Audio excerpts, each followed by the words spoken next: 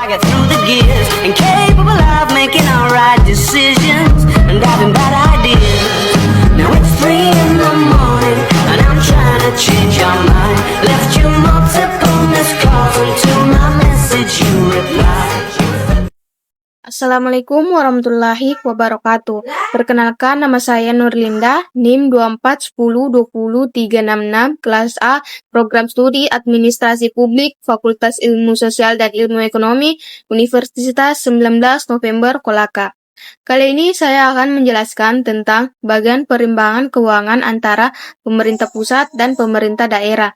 Melalui bagian ini, kita bisa lihat bagaimana hubungan keuangan antara pusat dan daerah berjalan untuk mendukung pembangunan di seluruh Indonesia. Pertama, kita lihat dulu bagian pemerintah pusat.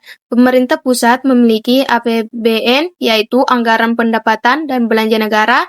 Dari APBN, inilah pusat menyalurkan dana ke daerah dalam bentuk dana perimbangan yang terdiri dari DBH atau dana bagi hasil, yaitu pembagian penerimaan pajak dan sumber daya alam, DAU atau dana alokasi umum untuk pemerataan kemampuan keuangan antara daerah, DAK atau dana alokasi khusus untuk mendanai kegiatan tertentu seperti pendidikan, kesehatan, dan infrastruktur.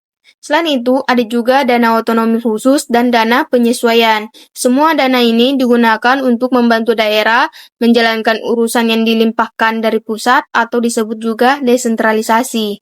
Sekarang kita lihat bagian pemerintah daerah. Pemerintah daerah juga punya anggaran sendiri yang disebut APBD, yaitu Anggaran Pendapatan dan Belanja Daerah. Sumber pendapatan daerah berasal dari PAD atau pendapatan asli daerah seperti pajak daerah, retribusi dan hasil BUMD, dana perimbangan dari pusat, serta lain-lain pendapatan yang sah. Semua pendapatan ini digunakan untuk belanja daerah, yaitu belanja operasional seperti gaji pegawai dan kebutuhan barang, serta belanja modal seperti perimbangan jalan gedung atau fasilitas umum lainnya. Jadi hubungan antara pusat dan daerah ini diatur melalui pelimpahan urusan dan kewenangan.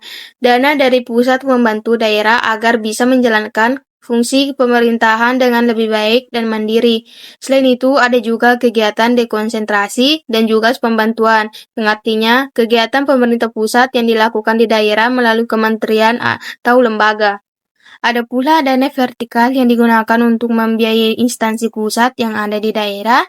Terakhir, kalau pendapatan daerah lebih besar dari belanjanya, berarti ada surplus. Tapi kalau lebih kecil disebut defisit dan bisa ditutupi lewat pinjaman daerah atau sisa lebih pembiayaan anggaran dari tahun sebelumnya. Jadi secara singkat, perimbangan keuangan pusat dan daerah bertujuan supaya keuangan negara bisa dikelola bersama pembangunan bisa dirasakan secara merata di seluruh Indonesia. Itulah penjelasan singkat yang saya jelaskan, lebih dan kurangnya mohon dimaafkan. Wabillahi taufiq wal hidayah. Wassalamualaikum warahmatullahi wabarakatuh.